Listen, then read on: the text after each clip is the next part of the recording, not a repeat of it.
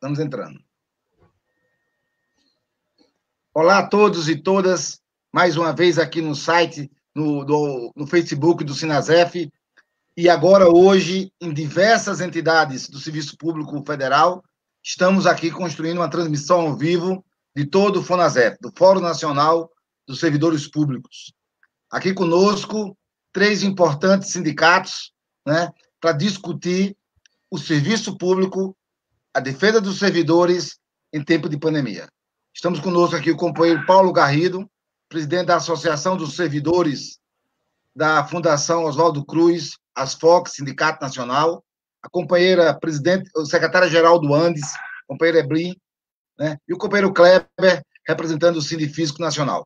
São 3 entidades que vão nos potencializar muito a discussão sobre o que está acontecendo no momento e como o serviço público está reagindo a um momento de pandemia. E aí, passando a palavra para eles, né, nós vamos começar com o Paulinho. Paulo, você representa os trabalhadores do Fiocruz, uns companheiros que estão aí na vanguarda, na frente da batalha dessa pandemia.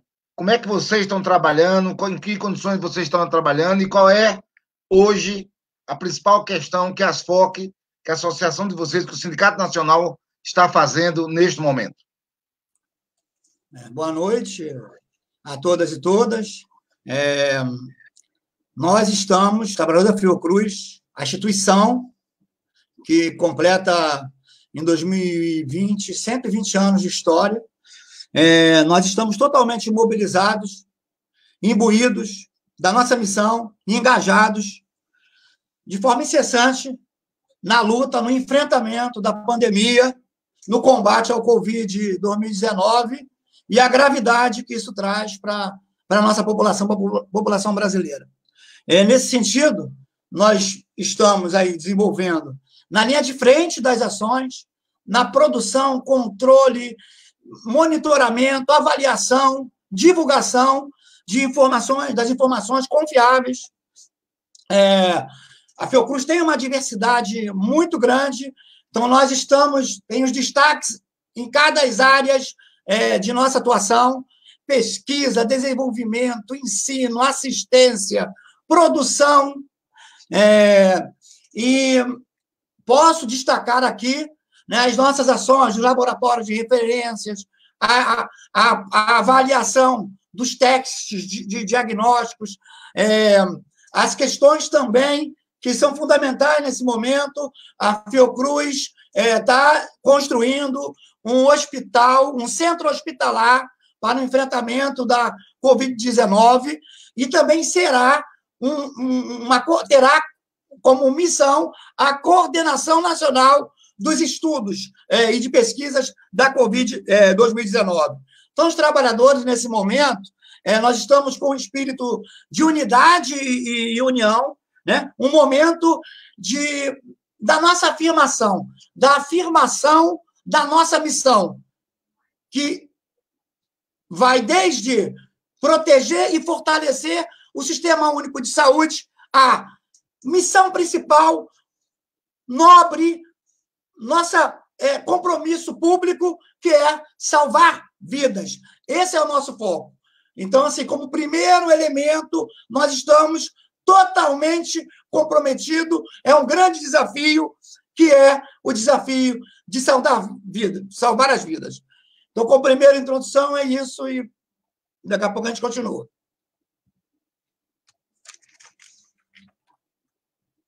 Obrigado, querido. Eblin, a universidade não é diferente.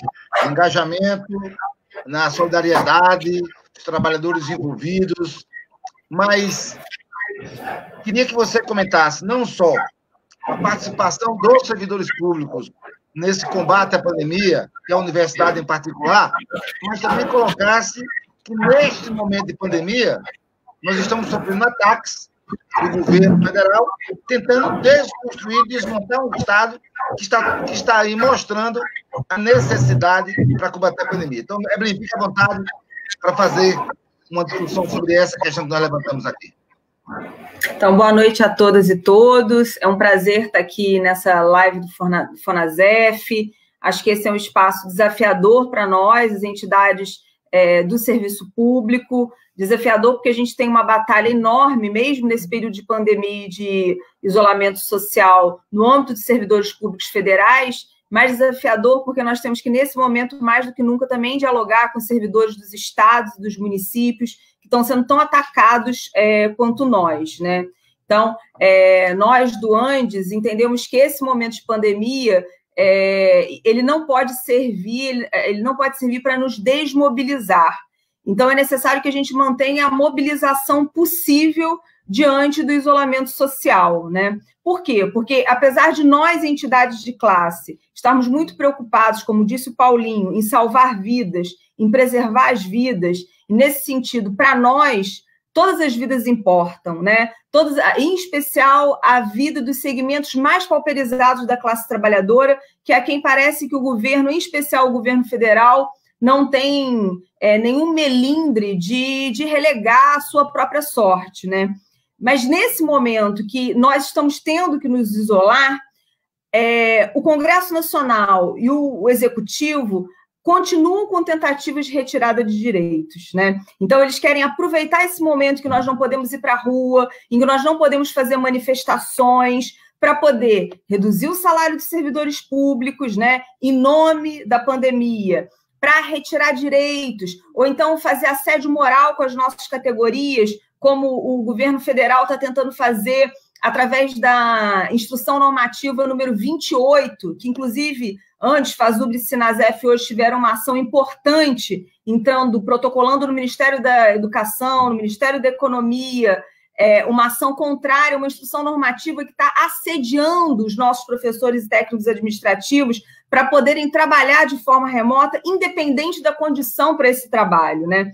Então, existem diferentes formas de tentar atacar os servidores públicos nesse momento, seja pela tentativa de redução do seu salário, mais uma redução, porque esse mês nós já vivemos a usurpação do nosso salário através da reforma da Previdência, né? Então, a tentativa de reduzir o nosso salário, como o Partido Novo tinha tentado colocar na PEC da guerra como um jabuti, né? Infelizmente, uma tradição conhecida no Congresso Nacional, né? Tentar colocar pontos que interessam ao Executivo e à extrema-direita para retirar direito dos trabalhadores em processos legislativos que têm algum sentido, inclusive, nesse momento, né? Da mesma maneira, eles não só, através das medidas em nome de combater a pandemia, tentam atacar os servidores públicos, como tentam privilegiar aqueles segmentos que eles sempre privilegiaram, tentam continuar governando para quem sempre governaram, e por isso os bancos vão ser privilegiados, né? Por isso os empresários são os primeiros a serem socorridos, e enquanto isso a população, em especial a mais pobre, fica relegada à sua própria sorte ou à solidariedade que nós, entidades de classe, estamos tentando desenvolver nesse momento. Então, parece que esse é um momento delicado para nós, servidores públicos, e mesmo que a gente não possa ir para a rua, é muito importante que as nossas categorias entendam que existem outras formas de pressionar, e que, nesse momento, a pressão sobre os parlamentares, através de e-mail, através de mensagens, através de abaixo-assinado online, é necessário, né? É fundamental para a gente passar por esse momento sem perder mais direitos. Obrigado, Evelyn. Ô, Kleber, você representa um importante sindicato que conhece um pouco o processo da arrecadação financeira desse país. Você vem acompanhando as medidas provisórias no Congresso, desenvolvendo todo um trabalho de assessoria, inclusive para os outros sindicatos, que diz respeito a essa questão do financiamento, do dinheiro e como as coisas estão acontecendo no Congresso. Minha pergunta é uma que todo mundo quer fazer. O governo brasileiro tem dinheiro? O Brasil é um país com dinheiro? Ou o Brasil é um país pobre? Qual é a situação do Brasil hoje para combater a pandemia? Fica à vontade, Kleber. Boa noite, Lobão. Boa noite, Evelyn. Boa noite, Paulo. Todos que estão aí nos acompanhando, obrigado pela atenção de vocês. Lobão, se você for analisar o orçamento público, ele tem, de um lado, as despesas, de um lado, as receitas. E, de fato, esse orçamento ele vem desequilibrado desde 2014, vários anos seguidos de déficit fiscal. Mas ocorre que esse governo e os anteriores também só olham para as contas do lado das despesas. E aí vem todos aqueles cortes que nós estamos cansados de saber, a reforma da Previdência e todos os ajustes do lado das despesas, né? Mas não há nenhum interesse, infelizmente, para a população e para nós auditores, para o lado das receitas. Nós temos, em termos de arrecadação, nós temos primeiro um sistema tributário muito injusto, onde os verdadeiros milionários e bilionários muito pouco pagam, e a tributação é regressiva, quem paga mais imposto proporcionalmente é a população mais pobre e a classe média, né? Além disso, você tem uma sonegação muito cristalizada, infelizmente, na cultura e na prática do nosso país. As estimativas de sonegação, elas dão conta de que cerca de 27% do valor arrecadado ele é sonegado. Então, só em âmbito federal é coisa de 400 bilhões de reais, 400 bi, né? Então, você imagina, ainda que não fosse possível acabar com a sonegação, se fosse possível reduzir lá a metade, 200 bilhões de reais por ano seria dinheiro suficiente para dar conta de todos esses desafios que o Brasil tem, né? Então, nós temos aí, na verdade, uma legislação muito leniente que permite aquela parcela de contribuintes, pessoas e empresas que querem sonegar, mesmo quando são pegas e são autuadas. Primeiro, ela tem um grande rito de recursos, depois ela tem os refis que aparecem de tempos em tempos para ela aderir, com desconto, com parcelamento, e se tudo mais der errado, né, o contribuinte, o empresário, ele pode pagar o tributo devido e ele escapa das repercussões penais. São poucos países de economia relevante que adotam esse tipo de legislação muito leniente e que acaba incentivando, né, esse tipo de prática de sonegação no país, né? Preocupado com essa questão da arrecadação e com o equilíbrio das contas públicas, o Sindifisco, junto com outras entidades representativas dos auditores dos estados e municípios, nós elaboramos, agora publicamos na semana passada, um estudo que aborda medidas tributárias emergenciais para esse momento de enfrentamento do coronavírus, buscando justamente uma premissa de que há setores e há pessoas que, apesar da crise, têm uma capacidade contributiva expressiva e que pouco ou nada estão pagando. E, por outro lado, a preocupação que nós temos de desonerar as empresas de menor porte, de pequeno porte, que são as que empregam muito, e fazer isso sempre com a contrapartida da manutenção do emprego, que é fundamental não só para os próprios trabalhadores, mas para a retomada da economia do nosso país.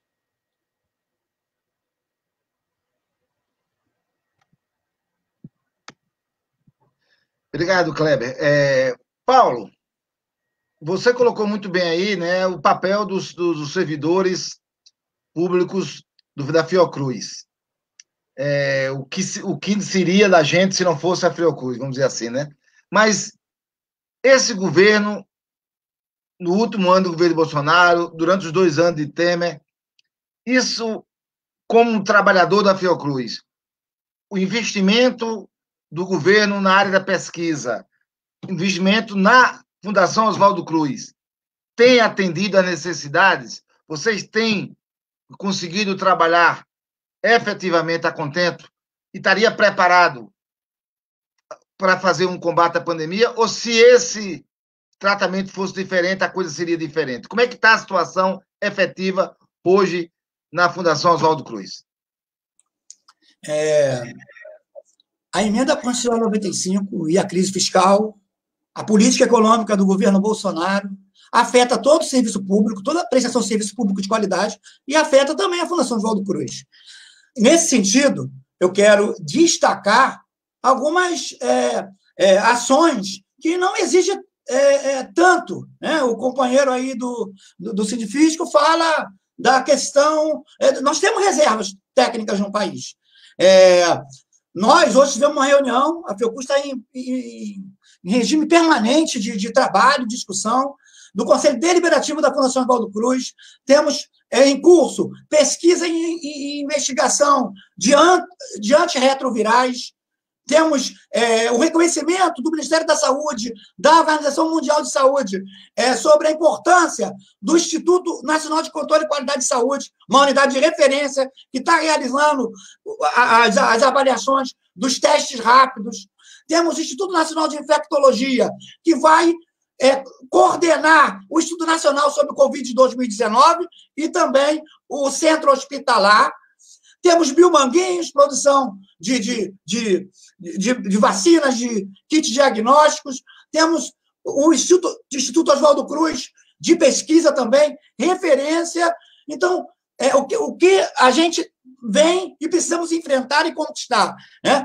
Precisamos derrotar a PEC mais Brasil, porque é a PEC mais morte. É a PEC da destruição do serviço público, a 186, a 187, a 188, a 188, e que vão afetar também a prestação do serviço público de qualidade e o papel e a missão da Fiocruz para enfrentar a pandemia. Nós temos uma ação, uma reivindicação que o sindicato está na nossa pauta prioritária, que é a convocação dos excedentes aprovados no último concurso público, que tem os perfis que são todos compatíveis, fundamentais, essenciais para cumprir as funções que a gente vai exercer durante a pandemia, né? Temos essa ação e quem ainda não teve êxito, o governo não convoca. Nós também temos que lutar. O nosso ministro da Saúde, por exemplo, ele, por mais que esteja seguindo a orientação da OMS, nós também estamos defendendo o isolamento amplo, é importante, é fundamental, né? Então, o ministro da Saúde precisa assumir também uma luta pela revogação da emenda constitucional 95, por exemplo, né? E, bem dito antes aí pela companheira Eblin, né? Os banqueiros continuam ganhando e muito. É hora também de exigir uma renda mínima maior para os trabalhadores, para os mais vulneráveis, e também que seja de acesso mais imediato. O que a gente está vendo, nesse momento, é que o governo federal está jogando contra em todos os sentidos e está dificultando as ações das instituições públicas em prol de um atendimento e de salvar a vida da nossa população, em especial dos mais vulneráveis. Beleza. Ô, Eblin, você, como membro da direção nacional do ANSE Sindicato Nacional, com certeza está envolvida, se orgulha, participa efetivamente de todo esse trabalho de solidariedade que as universidades públicas, os institutos federais vêm fazendo neste momento no combate ao coronavírus. Mas eu queria falar em particular com você o seguinte: o que representou as sucessivas cortes de verbas na educação pública, a falta de investimento na produção das pesquisas, no trabalho da universidade, o que isso, né, de certa forma, agravou a situação das universidades. Fica à vontade, Eblin. Então, Lobão, acho que o que esse momento de pandemia desnuda para nós, ou deveria desnudar para toda a população, é que o que a gente está disputando é um modelo de Estado e é um modelo de sociedade. E o que nós estamos vivendo hoje com a pandemia são as consequências de um Estado estruturado para o capital.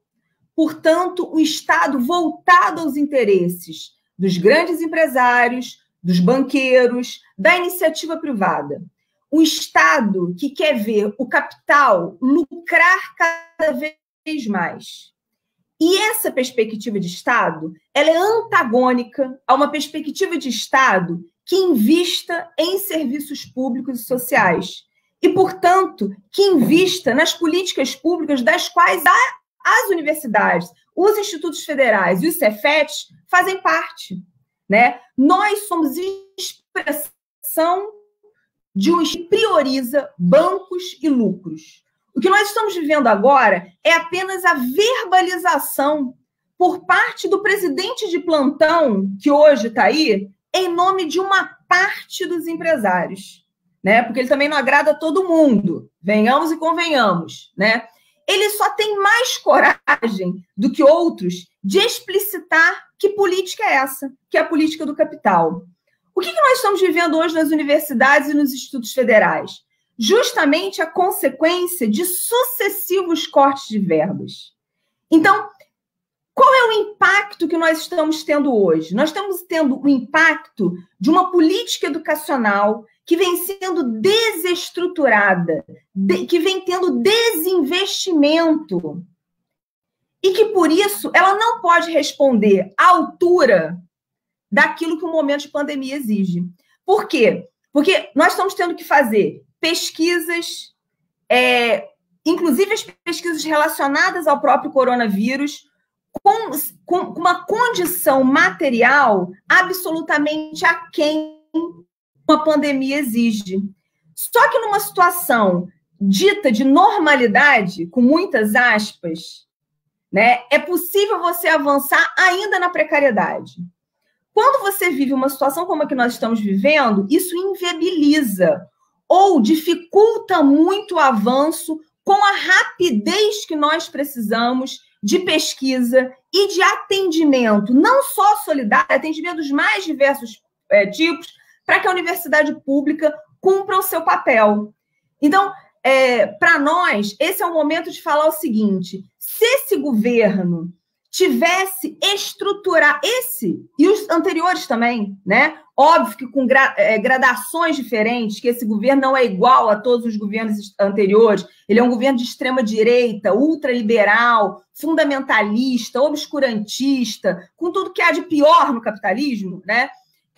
Então, esse governo, ele investiu mais em desestruturar o público que a gente vinha conquistando, que a gente vem conquistando com o marco aí da Constituição de 88, com todas as debilidades e as lacunas que as conquistas, que nós conseguimos com as conquistas. Mas o que a gente vê hoje? Por que nós temos tantos profissionais da saúde adoecendo? Por quê? Por que tem dificuldade das pesquisas avançarem? Porque existe pouco investimento. Porque nos hospitais, os profissionais da saúde não têm equipamento básico de proteção.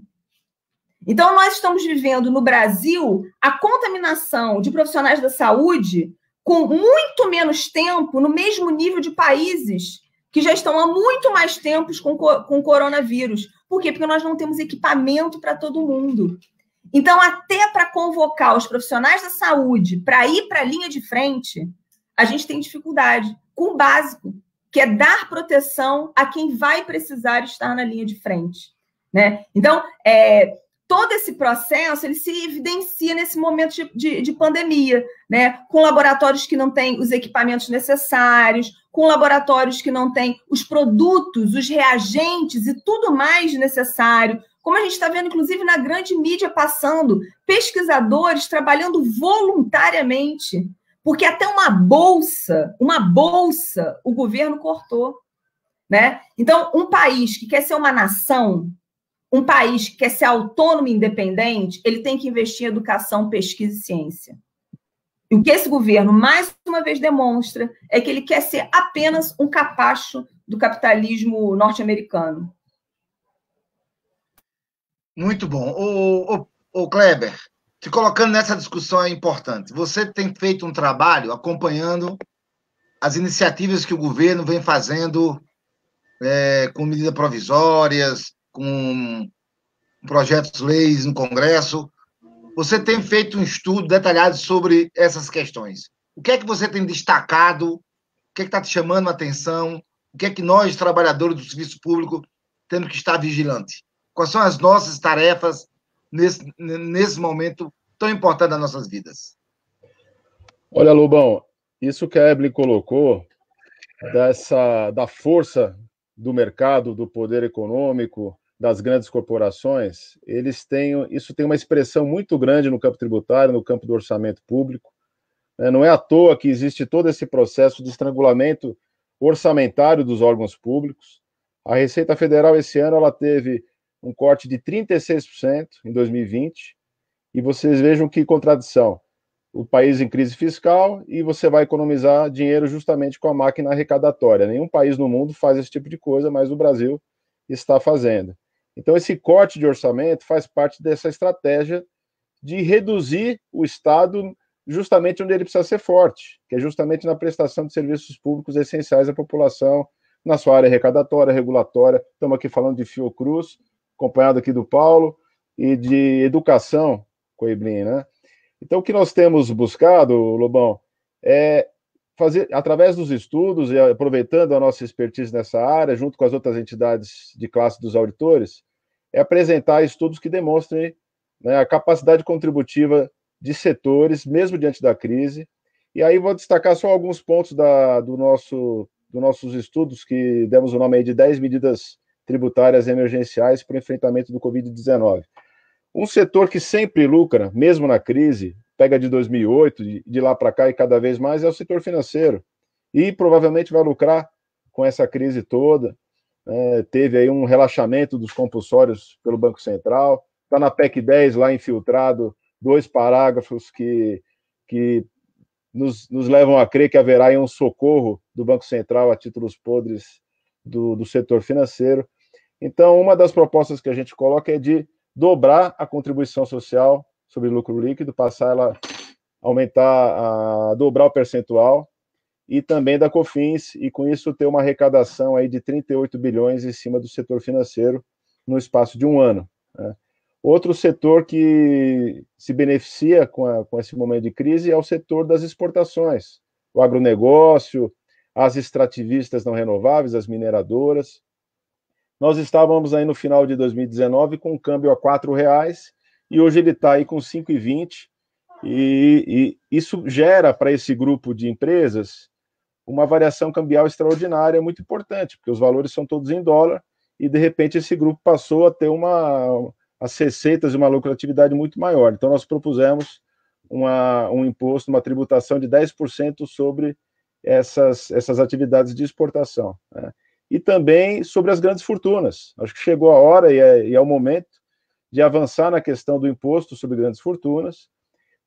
Esse imposto ele tem, por característica, se ele for instituído esse ano, ele só passa a ter incidência a partir de 2021, é o que se chama de princípio da anterioridade.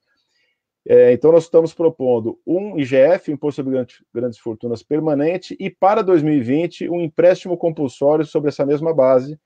O empréstimo compulsório, ele existe na Constituição justamente para situações como a que vivenciamos, de estado de calamidade, e ela, diferente do imposto, ele tem efeito imediato, ele não tem essa questão de só valer para o ano seguinte. O empréstimo compulsório, ele permitiria uma arrecadação nesse momento. Então, nós estamos também propondo um empréstimo compulsório sobre as grandes fortunas, né? Então, praticamente, são esses os 3 setores que nós queremos avançar, que a gente entende que, mesmo diante da crise, é possível, é plenamente plausível que eles tenham uma contribuição maior com a sociedade, e, por outro lado, também temos propostas de desonerar os setores, os segmentos que são mais frágeis, e são justamente aqueles que mais empregam, para que a gente tenha, né, ao mesmo tempo, o Estado, né, ele tenha condições de se capitalizar para ele poder responder às demandas da sociedade, poder continuar atendendo nessa situação emergencial a todas as necessidades aí da população.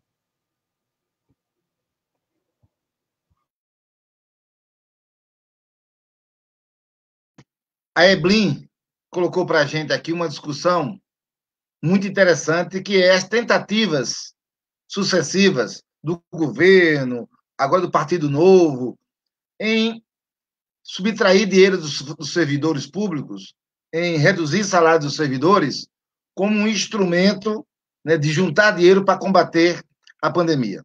Fizeram essa redução muito forte com os trabalhadores da iniciativa privada. Como é que a base das FOC, Sindicato Nacional, está vendo esse momento? Como é que vocês encaram essa ameaça? O que vocês acham que pode fazer para se contrapor a essa ameaça de redução salarial dos servidores públicos? Lobão, Eblin, companheiros, quem está assistindo, assim, as FOC, o Sindicato Trabalhador da Fiocruz, a gente vem com uma posição muito firme, né? A gente tem, em nossas notas, nossos posicionamentos políticos, enfrentado as questões, né, do capitalismo, desse neoliberalismo selvagem, a política anti-SUS, antinacional, antipovo do governo Bolsonaro, de forma bastante incisiva, muito atuante no legislativo, junto com as demais entidades. E a nossa base, a gente tem algumas, nós participamos do Congresso Internacional, da Internacional do Serviço Público, que foi em Buenos Aires, que saímos de lá com a posição. A gente tem a questão que agora o Fórum dos Servidores Públicos Federais, na última reunião, também é o mote do nosso documento, né, que será para a população e também trabalhado fortemente no Congresso Nacional, nas Assembleias Legislativas, nas câmaras municipais, a questão da vida acima dos lucros, do povo acima dos lucros. E, nesse sentido, nós precisamos é um momento de unidade, ampliar essa unidade no sentido de derrotar essa política econômica. E nós temos atuado junto e na linha de frente também, e acho que é importante, e foi colocado pelos companheiros, a questão da PEC 10, a redução da redução salarial, do ataque aos direitos dos servidores públicos e dos trabalhadores. Temos enfrentado, junto com a Frente Nacional contra a Privatização da Saúde, por exemplo, a questão das terceirizações, da precarização do trabalho. Estamos junto com o SEBS, Centro de Estudos Brasileiros de Saúde, com uma pesquisa encaminhada pelo Conselho Nacional de Saúde para a gente avaliar os impactos das reformas trabalhistas, da reforma da Previdência na saúde, nas condições de vida dos trabalhadores. Temos também atuado junto com o conjunto das entidades do serviço público, no sentido de ampliar nos estados, e aí a gente conta também com as nossas coordenações regionais, com a Fiocruz em todos os estados, para pressionar as assembleias legislativas, os parlamentares, em suas bases, nos seus estados. E aí a gente entende como fundamental e prioridade, e entendemos como muito avanço, a última reunião e os encaminhamentos do Fórum dos Servidores Públicos Federais. Nós colocamos lá uma série de ações, algumas delas já foi aqui mencionada pela Eblin no início, né? Abaixo-assinado, documento para a sociedade, pressionar parlamentares, buscar as mídias alternativas, buscar as mídias oficiais e dialogar em todos os aspectos, em todos os campos, no sentido de pressionar e derrotar a atual política econômica, que é de ataque a direitos dos trabalhadores e de destruição do serviço público e que vai, obviamente, o neoliberalismo tem dizimado populações, tem dizimado os povos vulneráveis, vai dizimar o povo da favela. E a gente precisa reagir a isso. E só reage a isso com unidade e com o trabalho. Querido. Eblin, a gente está sofrendo essa ameaça, mas muita gente faz o seguinte, cada um tem que dar um pouco do que pode. Então, os servidores poderiam reduzir os seus salários, porque o Brasil não é um país com tanto dinheiro, não se tem tanto dinheiro assim. Então, qual seria, então, as saídas que podemos construir? O Andes é um sindicato importante, participa e impulsiona o Fórum Nacional, né, do Servidor por Direitos. E a gente pergunta, o que é que vocês apresentam como proposta para que, então, os trabalhadores possam dizer assim, não é do meu salário, tem de onde tirar? Como é que ficaria essa questão? Então, primeiro, acho que as iniciativas que o Kleber já pontuou muito bem, né? Nós defendemos, enquanto Sindicato Nacional, a taxação das grandes fortunas, né? Nós defendemos a suspensão do pagamento dos juros da dívida pública, que consomem mais de 40% do orçamento.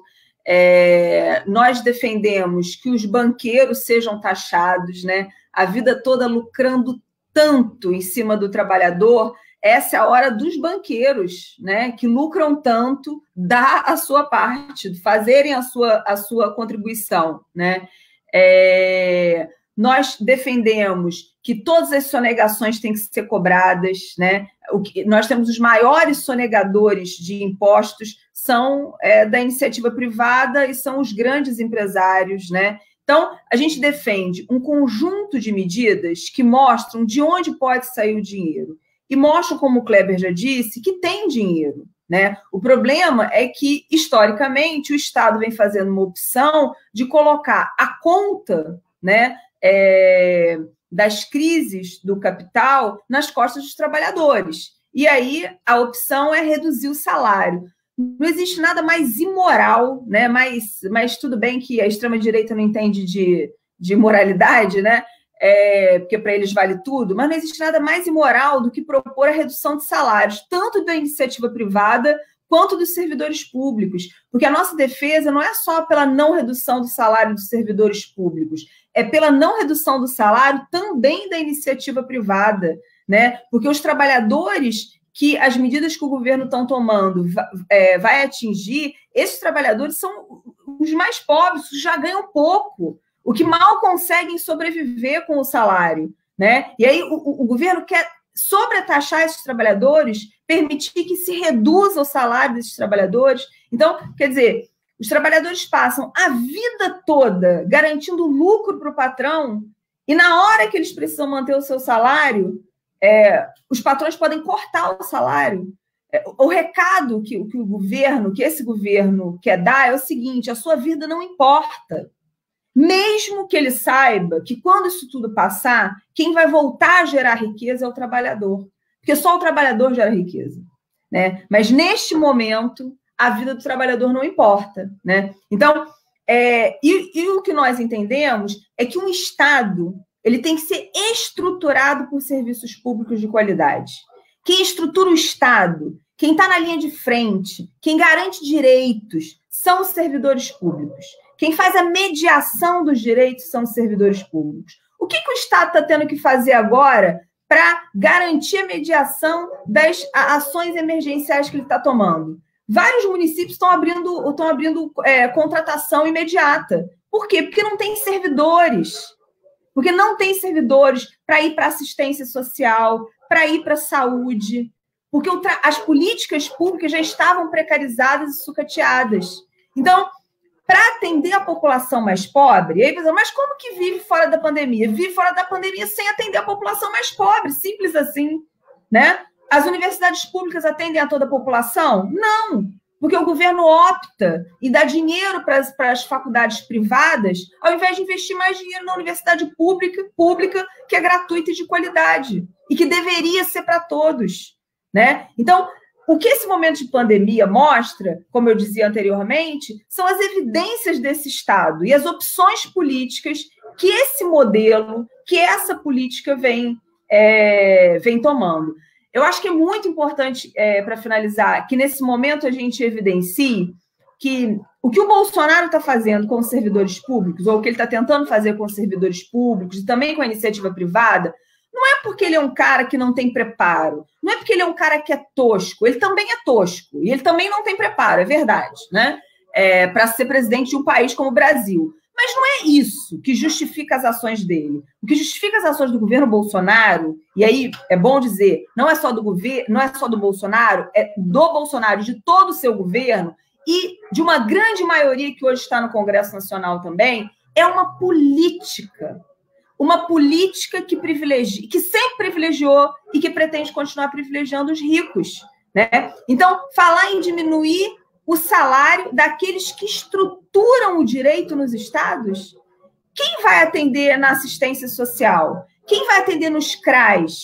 Quem vai atender nos CREAs? Quem vai atender no SUS?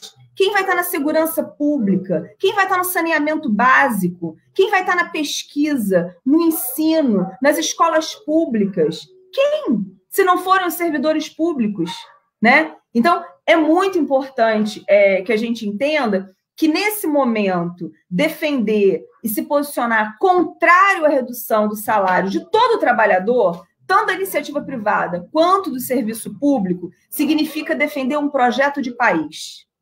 Um projeto de país autônomo, que passa necessariamente pela estruturação dos serviços públicos. O Sistema Único de Saúde, ele é modelo no mundo de sistema público de saúde, né? Poucos países têm um sistema como o nosso. Nós conquistamos esse sistema com muita luta a partir da Constituição de 88, não conseguimos estruturar como desejamos, mas essa é uma luta que nós temos que travar, né? E se hoje a gente ainda tem alguma condição de iniciar uma resposta à pandemia, é porque nós temos um sistema único de saúde, né? Então, é só a gente ver aonde mais está morrendo gente. As primeiras mortes em São Paulo, mais de 60 mortes aonde? Em que hospital? Público? Não, no hospital privado. Por quê? Porque possivelmente nem equipamento nesses hospitais privados eles têm, né? Então, é muito importante que a gente ajude a desnudar esse projeto de sociedade em curso, que é um projeto genocida, mas não é para matar todo mundo, é para matar alguns. E esses alguns são os pobres, negros e negras, moradores de periferia, indígenas. O coronavírus chegou nas comunidades indígenas. Vocês imaginam o que será isso se esse governo não agir com rapidez para tentar conter no meio dos indígenas. Aí sim o coronavírus vai fazer aquilo que o governo Bolsonaro queria desde o início, que é acabar com o resto da população indígena que ainda tem nesse país, né? Então, acho que nós, servidores, nós, entidades do movimento sindical, temos muito a denunciar, temos muito a brigar e temos muito a defender. Desse momento, cada um das nossas casas, mas em breve vai ser nas ruas. Muito bom, Evelyn. O Kleber, Evelyn colocou uma coisa aí muito interessante sobre a importância do SUS, e outras palavras, a importância do serviço público. E essa transmissão ao vivo aqui quer aprofundar esse debate. Eu queria ver se você podia fazer um paralelo na nossa defesa a partir do pouco que nós temos dentro do Estado, e que, por exemplo, está acontecendo nos Estados Unidos, quando não tem saúde pública, é a cidade mais rica do mundo, Nova York, com pessoas na calçadas, morrendo, etc. A importância do Estado se revela nesse momento, é importante a gente acompanhar isso? Sem dúvida, Lobão, essa tragédia toda está sendo, de fato, uma oportunidade para haver um reconhecimento da importância do serviço público no Brasil. A área de saúde, a população inteira depende disso, quase 80% da população utiliza o SUS, utiliza as pesquisas, utiliza a Fiocruz, e aí, de fato, você tem que refletir sobre tudo isso que está acontecendo, né? Quando nós nos debruçamos sobre aquelas medidas tributárias, uma das nossas preocupações era de não deixar prevalecer essa narrativa colocada pela imprensa, por parlamentares e pelo próprio governo, de que a solução para a crise é cortar salário de servidor público. Negativo. Nós estamos mostrando que existem sim soluções, que, claro, depende de ter coragem de enfrentar o poder econômico e colocar os pingos nos is. Existem alternativas, sim, e vamos fazer uma reflexão. Essa questão de cortar salário de servidor público, ela tem um componente ideológico, porque se você for fazer as contas, se você for analisar o reflexo que isso teria, não se justifica. Você vai cortar salário dos servidores, você vai ter um efeito na economia que ele é recessivo, aquilo tem um efeito em cadeia, vai gerar uma série de demissões e de descontratações, e você vai ferir o serviço público justamente num momento como esse, em que a população mais carece dos serviços públicos. Eu fico pensando, só no meu universo aqui dos auditores da Receita, nós temos aí mais de 1.500 auditores na área aduaneira do país, nos aeroportos, nos portos, nas fronteiras todas do país. Esses colegas estão na linha de frente e estão aí não só se expondo, desde fevereiro a gente fez as primeiras distribuições de luva, de máscaras, de EPI, que a Receita Federal ainda não tinha disponibilizado. Ou seja, essas pessoas estão lá arriscando sua própria saúde em benefício da população. Então, a gente tem que enfrentar essa narrativa. E aí eu quero fazer um alerta a todos que estão nos ouvindo da questão da PEC 10. A PEC 10, ela colocou, ali, quando ela tramitou na Câmara, apareceram aquelas emendas do Partido Novo para redução de salário, e ficamos todos nós, as entidades do serviço público, muito voltados àquela questão, e acabou, né, felizmente, aquilo não prosperou, né, e aquilo não ficou no texto da PEC 10. Mas o que mais me preocupa ali é que foi aprovado na Câmara um rito relâmpago, completamente fora das regras, que é um enorme perigo e traz um precedente perigosíssimo para nós, servidores, e para a sociedade toda. Existe um processo legislativo definido para alterar a Constituição. Aquilo envolve a Comissão de Constituição e Justiça, que tem mais de 60 deputados, existe um prazo para relatório, né, de 5 sessões. Depois de aprovada essa admissão do texto, cria-se uma comissão especial de mérito, aí tem 40 sessões, né, existe todo um ritual que tem um motivo para isso, né, para que os parlamentares possam debater entre si e possa ter um diálogo entre o parlamento e a sociedade, e também para inibir certas iniciativas oportunistas. Para isso que existe o processo legislativo de alteração da Constituição. O que aconteceu na PEC 10 na Câmara foi um descalabro, isso tudo foi rompido, né, e ali, em poucas horas, se votou uma alteração constitucional. Então, isso é um precedente muito perigoso, e eu quero alertar essa situação para todos os companheiros, porque isso agora vai para o Senado, né, e nós estamos ali tentando, junto a alguns senadores, que essa PEC não avance, né. A chantagem que foi feita pelo governo de que ele precisa dessa PEC para atender às necessidades da população é uma falácia, né? Todos os técnicos já demonstraram que não há essa necessidade. Pode ter comitê gestor, pode descumprir regra de ouro, tudo isso não depende de alteração constitucional, poderia ter sido feita por lei complementar, lei ordinária, inclusive por decreto, algumas partes do que foi tratado na PEC. E tem ali também os 2 parágrafos que tratam do Banco Central, e que traz ali uma espécie de socorro ao que foi feito, semelhante ao que foi feito nos Estados Unidos na crise de 2008, dos subprimes. Permite que o Banco Central adquira títulos de créditos privados no mercado secundário, né? Então, e com recursos do Tesouro.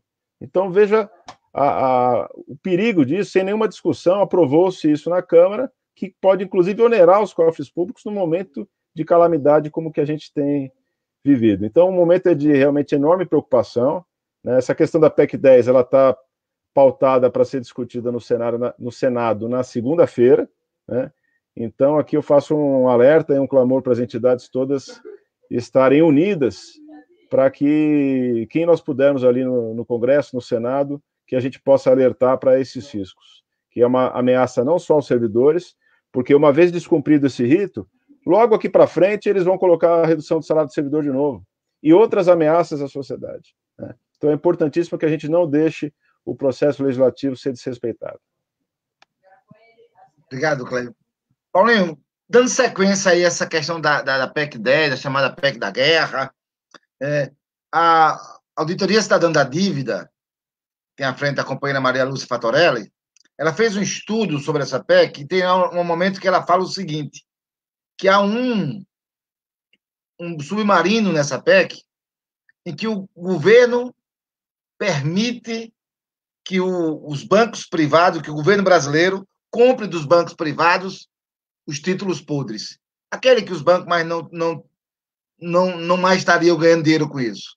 E, consequentemente, esses títulos podres vai para o Brasil em troca de dinheiro. Você vê, neste momento, iniciativa desta natureza, o governo está aproveitando da pandemia para engrossar o lucro dos banqueiros, para engrossar o lucro dos grandes empresários. Isso existe de fato? Nós também atuamos junto com a Auditoria Cidadã da Dívida Pública e temos total convergência, alinhamento, acordo com a denúncia, né, feita pela Fatorelli, pela Auditoria Cidadã da Dívida, um governo que todo o discurso, toda a estratégia da presidência da República é para dar respostas ao grande capital, aos grandes banqueiros, né, ao capital internacional, colocando a economia, né, acima das questões de saúde de vida e de cidadania. Eu queria aproveitar também, acho que é importante, né, a gente falar sobre cooperação internacional e solidariedade.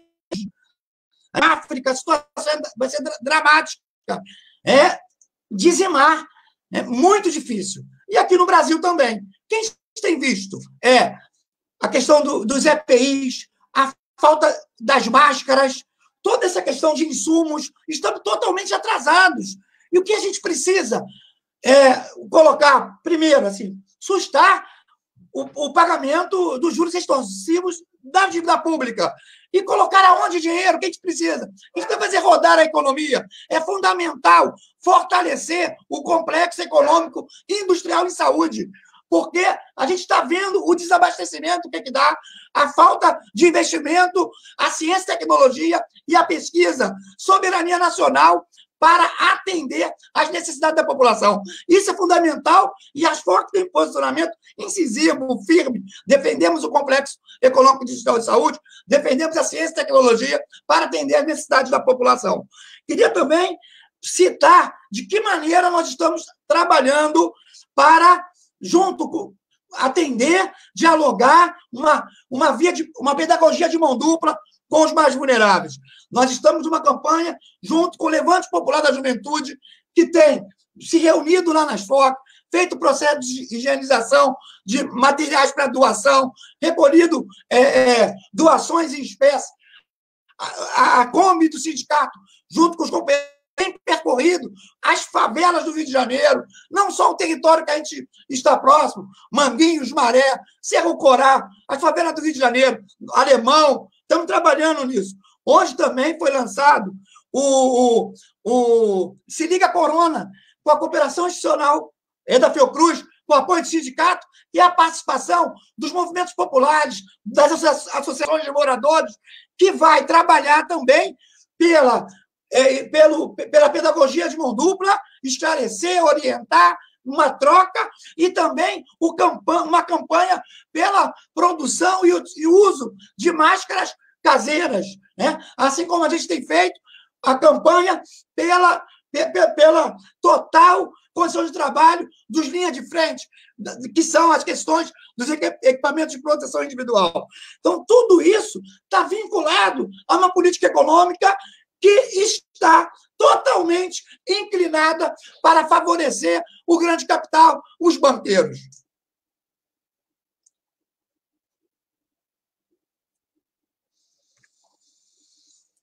Obrigado, querido. Eblin, segunda-feira aqui nós fizemos uma live com trabalhadores da iniciativa privada. E olha o relato que eu assisti aqui. O presidente do sindicato disse o seguinte: iniciando a quarentena, nosso sindicato procurou o patronal e fez um acordo. O acordo estava em processo de cumprimento, o patronal estava cumprindo, e veio a PEC. E veio, aliás, uma medida provisória de corte de salário da iniciativa privada, etc. E eles estão desesperados, porque os patrões estão rasgando o acordo, porque estão abraçando as medidas provisórias, as PECs, o que o governo anda fazendo. Isso revela um governo a serviço do capital? Isso revela a face desumana? Isso afirma aquilo que você colocou aqui, de que o governo aciona, faz política sabendo que vai matar gente? Isso está colocado na ordem do dia? Bem, acho que isso aí tem tudo a ver com o que eu falei, né? Uma das expressões dessa face, dessa política que o governo vem desenvolvendo. Eu acho que nesse momento é muito importante que a gente olhe para além das nossas janelas, sabe? Que a gente olhe. Tem uma opção de gente que está fazendo campanha, fica em casa, né?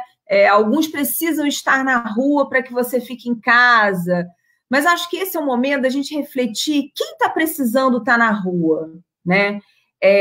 Os profissionais da saúde precisam estar na rua porque eles estão na linha de frente, estão se contaminando porque não têm os equipamentos necessários. Mas tem uma gama de trabalhadores subempregados, aviltados no seu trabalho, que estão sendo obrigados a ir trabalhar, né? Para que algumas pessoas possam pedir a sua comida em casa, do supermercado, do hortifruti. Alguém tem que botar essa comida no supermercado. E esses trabalhadores são sempre os mais explorados, sempre. Esses trabalhadores estão tendo que estar nos trabalhos, também, em sua maioria, sem os equipamentos e recebendo um salário mínimo, na maior parte dos casos. Então, o que os empresários, como no caso desse trabalhador aí da iniciativa privada que você falou, o que os empresários estão fazendo? Eles se aproveitam desse momento de pandemia para justificar o injustificável, que é reduzir o salário de quem já ganha muito pouco, né? Quanto que o pessoal que entrega em Uber comida ganha por dia? Uma pesquisa recente falou que é no máximo R$50 por dia, trabalhando de 8 às 23 horas.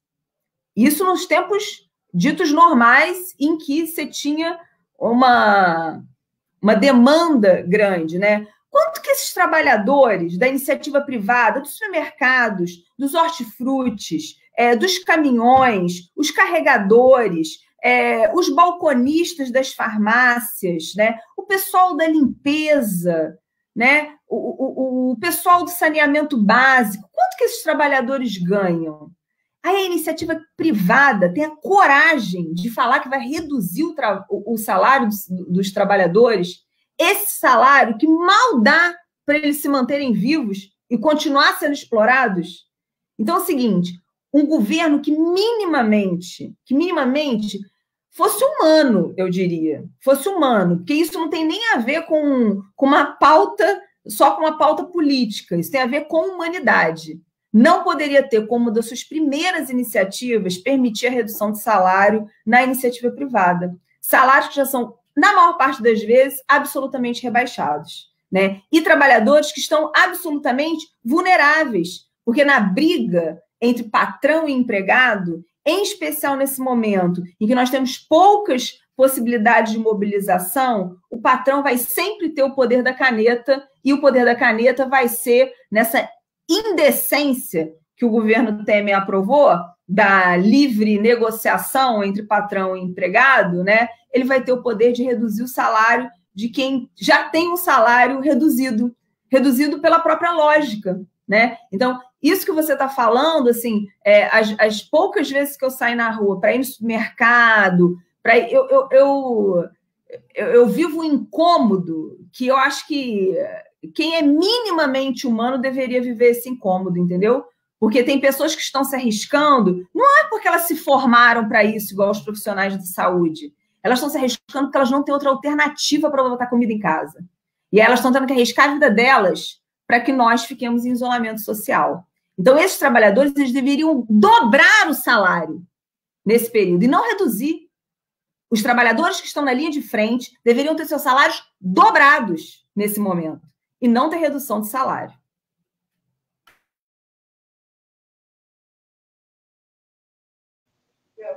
Obrigado, querida. O Kleber, eu queria te colocar nessa discussão, nesse viés antipopular do governo Bolsonaro. Você sente isso? Ameaça a vida do povo pobre, do povo trabalhador, do povo favelado, da periferia? Existe, de fato, um abandono do governo a esse pessoal mais carente? Ou o governo que disse ontem na televisão que está preocupado com o desemprego, está preocupado com o povo pobre, ele não está fazendo isso e é mentira nossa? Como é que você pensa sobre essa questão? Olha, Lobão, o governo tem muitas faces e elas estão cada vez se entendendo menos, né? A gente está acostumando a ver o governo soltar uma medida provisória num dia, suspendendo o contrato de trabalho, permitindo a suspensão do contrato de trabalho por 4 meses, e no dia seguinte uma medida provisória cancelando isso porque pegou muito mal, né, e acabou ali revelando um grau de insensibilidade gigantesca, né, por parte do governo em relação aos trabalhadores, né? Esse momento de crise, ele acaba revelando essa triste face da desigualdade que a Evelyn tão bem nos colocou, né? De fato é isso, você ainda tem os trabalhadores que estão sendo instados a trabalhar nessas condições, sem equipamento de proteção, e tem aqueles que eu acho que estão até em condições, né, piores, porque o tipo de atividade não permite que ele exerça, e esse é que está mais lascado, está mais sujeito a perder seu salário, além daquele grupo enorme de informais, e que estão agora sendo socorridos de maneira muito ainda menor do que o necessário, né, por esses 2 meses de R$600. Mas você veja como a coisa é atropelada. Agora, né, as notícias de hoje, várias delas dando conta das filas para o atendimento na Receita Federal por causa das pendências do CPF, né? Isso foi alertado bastante ao governo, porque quando se colocou esse cadastro, logo a Receita falou, olha, mas está cheio de CPF irregular, porque o CPF está amarrado com a questão do título de eleitor, tem uma grande parte da população que não vota, não justifica, e isso vai deixando para lá, que não tem conta em banco, né? Então é claro que se você não distensionar as exigências, você vai criar uma demanda muito grande, né? E isso está um drama hoje, né? Acabou a Receita hoje abrindo mão de toda essa questão eleitoral, a Receita vai regularizar o CPF e depois vai cuidar disso num outro momento, né? Mas esse é um drama que demonstra também uma falta de sensibilidade com a população, né? Porque você não pode criar uma demanda justamente no momento em que você não pode ter aglomeração, você vai criar uma demanda que vai levar centenas de pessoas para frente de um posto de atendimento, né? A Receita Federal ela se preparou para esse momento, muito colocando à disposição ferramentas tecnológicas, de solução via internet, o atendimento pessoal agendado, mas a gente verifica que aquela parte da população que mais precisa resolver agora, ela tem dificuldade, muitas vezes, de ter acesso, né, à internet e de conseguir sozinha dar conta dessas questões, né, de poder resolver e se cadastrar e finalmente ter aí esse socorro aí, por enquanto, de 2 meses aí de R$600. Mas lembra que esses R$600 começou como 200. Aí teve aquele momento de perplexidade, mas fala, 200? Dá vontade de dizer, não vai fazer falta não, meu senhor? Né?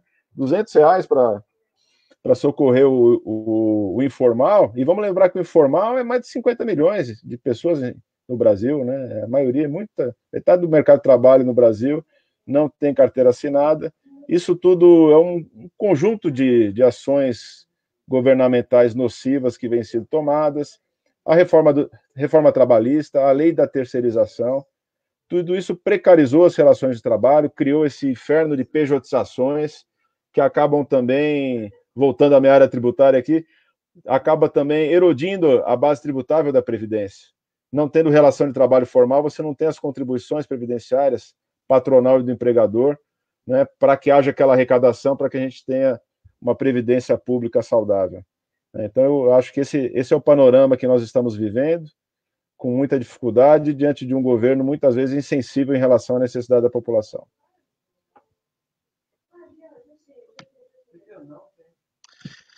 Muito obrigado. Vamos agora para a reta final. Nós conseguimos fazer aqui a nossa 1 hora. Foi um bom debate aqui pela postagem das pessoas, pelas mensagens. Acho que nós conseguimos um bom objetivo. Então, eu queria que cada um de vocês, nessa saudação final, se dirigisse à sua base, no momento de pandemia, e falasse direto para ela. Chamasse ela para aquilo que vocês aí do sindicato estão achando que é fundamental nesse momento. Vamos lá, Paulinho. Vamos começar com você, seguindo a mesma ordem.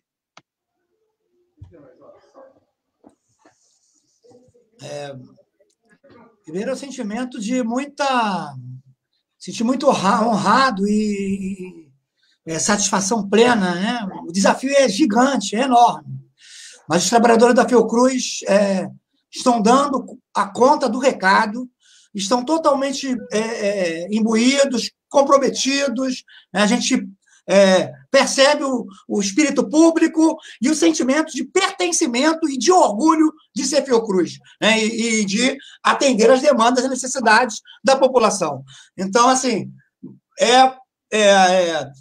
estarmos em espírito de unidade, união, né? Vamos ter que superar vários obstáculos, né? Sobre como nos posicionarmos, criar espaços e outras estratégias de mobilização. Então, esse compromisso que a ASFOC demonstra aqui, sempre na luta em defesa do serviço público de qualidade para atendimento à nossa população. Queria também colocar aqui, assim, as mulheres da Fiocruz, 8 de março, foi uma demonstração de muita força, coesão, e também estão agora, nesse momento, coordenando, participando das campanhas, né, de doação, junto com os territórios, com as populações mais vulneráveis. E é importante ressaltar isso, que a gente também tem esse reconhecimento.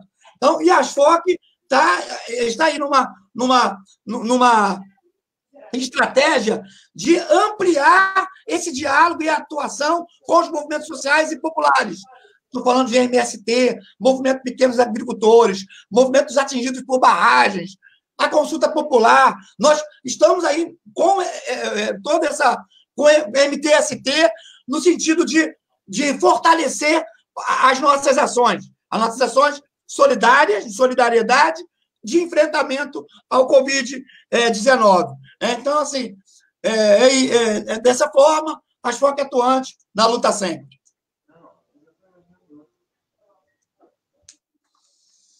Obrigado, Paulinho. Foi uma honra ter aqui. O Fonasef agradece demais. Foi uma boa contribuição. Acho que estamos fazendo uma boa live. Então, Eblin, aquela saudação final, o seu recado para os trabalhadores da educação pública federal das universidades brasileiras. O que é que o Andes, né, tem para dizer para seus companheiros de base nesse momento? Fica à vontade, Eblin. Então, primeiro, saudar aí essa iniciativa do Fonasef, nossa, né, e que essa seja a primeira de várias lives que nós queremos fazer, uma por semana. Acho que foi uma decisão acertada do conjunto das entidades que estavam na reunião essa semana. Na semana que vem vai ter outra. Teve uma pergunta de alguém que estava nos acompanhando aí, falando sobre ensino à distância. Então, eu queria aproveitar e fazer uma propaganda que na próxima quarta-feira, Andes, Fazubra e Sinasef vão fazer uma live especialmente com essa temática, sobre ensino à distância e sobre o trabalho remoto, que está atingindo muito as nossas categorias, né? Então, nós vamos retomar esse debate, que a gente acha que ele é muito importante e a gente tem que fazer nesse momento, né? E falar para os professores e para as professoras da base do Antissindicato Nacional, né? Nós entendemos que esse é um momento, acima de tudo, de ser solidário, né? Nós, professores e professoras, pesquisadores, pesquisadoras, nós temos condições de dar a nossa contribuição, não só nos estudos e nas pesquisas que nós desenvolvemos, mas também de forma solidária. Esse sindicato é um sindicato que se estruturou há quase 40 anos atrás, com uma perspectiva classista, de organização da categoria, mas é um sindicato que, acima de tudo, não pauta só as questões corporativas da nossa categoria, porque é um sindicato que ousa dialogar com os outros segmentos da sociedade, que entende que a solidariedade de classe ela é fundamental e agora é hora da gente mostrar a nossa solidariedade. A gente tem feito semanalmente matérias mostrando as ações das nossas seções sindicais, as ações de solidariedade, de doação de alimento, de doação de equipamentos de proteção, de material de higiene. Nacionalmente, a gente também tem feito doações para movimentos nacionais, em especial para movimentos de periferia. Então, agora é hora, mais do que nunca, da gente mostrar que a grande lição que a gente pode entender de uma educação que emancipa é que, acima de tudo, nós somos solidários. E nós somos solidários entre os mesmos da nossa classe. Então, agora é hora de defender a vida. E, para nós, a vida de todos importa, em especial dos mais pobres e explorados. E que a nossa categoria, então, junto com as suas seções sindicais, junto com o sindicato, com a direção nacional do sindicato e secretarias regionais, mostre que nós somos capazes de ser solidários e que, juntos, nós vamos conseguir vencer esse momento crítico que a sociedade está vivendo. E que a gente também seja solidário entre os nossos, né? Infelizmente, nós já perdemos 2 professores das nossas universidades, vítimas do Covid. Infelizmente, esse número pode aumentar e é necessário também da gente ser solidário entre os colegas, né? Entre os professores e as professoras dos nossos departamentos, ser solidário com os técnicos administrativos e ser muito solidário com aqueles que estão sendo mais explorados nas nossas universidades, que são os trabalhadores e as trabalhadoras terceirizadas, que muitas universidades, mesmo com a paralisação das atividades, mesmo com a suspensão do calendário acadêmico, os terceiros são obrigados a ir. Então, pela suspensão imediata de todas as atividades, manutenção apenas do que é essencial nas nossas universidades e solidariedade total aos trabalhadores e às trabalhadoras. É isso, um abraço, até a próxima.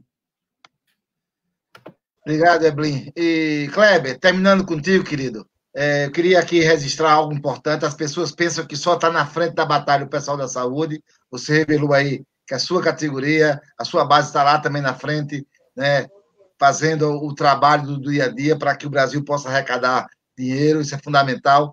Então, que você faça aí a sua saudação final para a sua base, para os trabalhadores que estão, nesse momento, vivendo essa pandemia. Então, um abraço a Kleber e vamos lá, fique à vontade para falar direto para a sua base. Obrigado, Lobão. Obrigado, Eblin, Paulo. Acho que foi uma excelente iniciativa e fazemos essa live. Eu acho que conseguimos aí alcançar os nossos objetivos. Eu tenho falado sempre para a minha base e também incentivado as entidades da importância da gente aproveitar esse momento de crise para mostrar a cada instante, aproveitar as redes sociais para mostrar a importância do nosso trabalho. Toda essa narrativa contra servidor público, ela parte de uma série de premissas equivocadas. Tem gente achando que nós estamos de pijama sem trabalhar, né? E nós temos que mostrar justamente o contrário, que ou nós estamos na linha de frente ou nós estamos na retaguarda, né, atendendo a população, cada um na sua área de atuação, né? Então, eu tenho enfatizado muito isso, pedido para a minha base enviar para a direção nacional todos os casos, principalmente os relacionados ao combate ao Covid-19, que a gente possa levar para a imprensa, nas redes sociais, e enaltecer a importância do serviço público nesse momento para o Brasil. Nós também tivemos falecimento de terceirizados que atuam na Receita Federal, e aí nós, na Nacional, criamos, em razão disso, um fundo solidário para socorrer as famílias vítimas dessa situação toda, né, que infelizmente deve acontecer, né, mais casos como esse. E as nossas delegacias sindicais pelo país têm atuado bastante na doação de cesta básica, de equipamentos para hospitais, de equipamentos de proteção, máscara, álcool gel. Eu acho que é uma situação fundamental que a gente possa, o quanto possível, socorrer os mais necessitados, e demonstrar nesse momento de crise a importância da solidariedade e que nós, auditores fiscais, queremos, né, abraçar a população, estar próxima das pessoas, né, que mais precisam dos serviços públicos, né? Acho que é um momento ímpar e que nós devemos também aproveitar para nos aproximarmos dos mais necessitados. E o Sidefisco tem tentado fazer isso da melhor forma e vamos continuar nessa missão. Obrigado, Lobão. Boa noite a todos que nos acompanharam. Então, obrigado a todos e a todas. Toda quinta-feira o Fonasef vai fazer uma live aqui ao vivo com 3 entidades diferenciadas, né? Então, fique atento aqui para discutir o serviço público em período de pandemia. Então, queria agradecer a Paulo, a Eblin, a Kleber, e dizer que estamos juntos nessa luta, que com certeza seremos vitoriosos. Viva a luta dos trabalhadores! Obrigada a você também, Lobão. Um abraço, gente. Obrigado, pessoal.